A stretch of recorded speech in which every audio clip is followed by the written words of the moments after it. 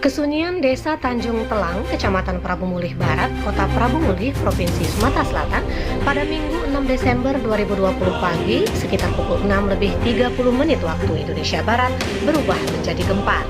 Seorang petani karet bernama Suldin, 50 tahun, warga setempat, tewas dengan kondisi luka bacok di kepala, kemudian leher dan tangan kanan putus akibat ditebas menggunakan parang oleh tetangganya sendiri. Pelaku diduga bernama Jumaat, 50 tahun, dan anaknya Erik Ustrada, 25 tahun. Menurut pihak kepolisian, aksi pembunuhan sadis bermula ketika Suldin mendatangi rumah Jumaat. Saat itu terjadi pertengkaran mulut antara dua pria yang bertetangga itu. Keributan mulut antara Suldin dan Jumaat terdengar oleh Erik yang tengah mengasah parang di belakang rumahnya.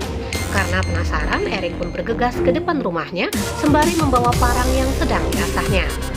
Setibanya di depan, Erik melihat orang tuanya sedang berkelahi dengan Suldin, tetangganya tersebut.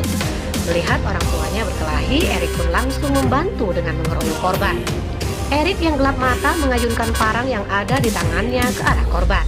Mendapat serangan tersebut, Suldin sempat menangkis dengan tangannya. Akibatnya tangan kanan petani karet tersebut putus dan mengeluarkan darah cukup banyak. Tak puas hanya sebatas itu saja, Erik kembali mengayunkan parangnya ke arah korban sebanyak 2 kali dan tepat mengenai kepala korban hingga membuat korban tewas bermandi darah. Melihat korban sudah tidak bernyawa lagi, dua beranak tersebut langsung melarikan diri. Namun berkat kesigapan anggota Satreskrim Polres Prabu Mulih, tersangka Erik berhasil ditangkap. Kapolres Prabu Mulih AKBP Siswandi SIK SHMH melalui Kasatreskrim AKP Abdul Rahman SHMH ketika dikonfirmasi membenarkan adanya kasus pembunuhan tersebut.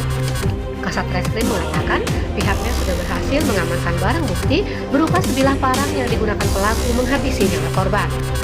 Mengenai motif pembunuhan, polisi masih mendalaminya. Perwira pertama yang pernah bertugas dalam pasukan perdamaian ini menambahkan tersangka Erik dijerat pasal 170 ayat 3 tentang pengeroyokan yang menyebabkan korban meninggal dunia. Laporan Prabu Agustiawan dari Prabu Mulih untuk Anda. Ya Allah.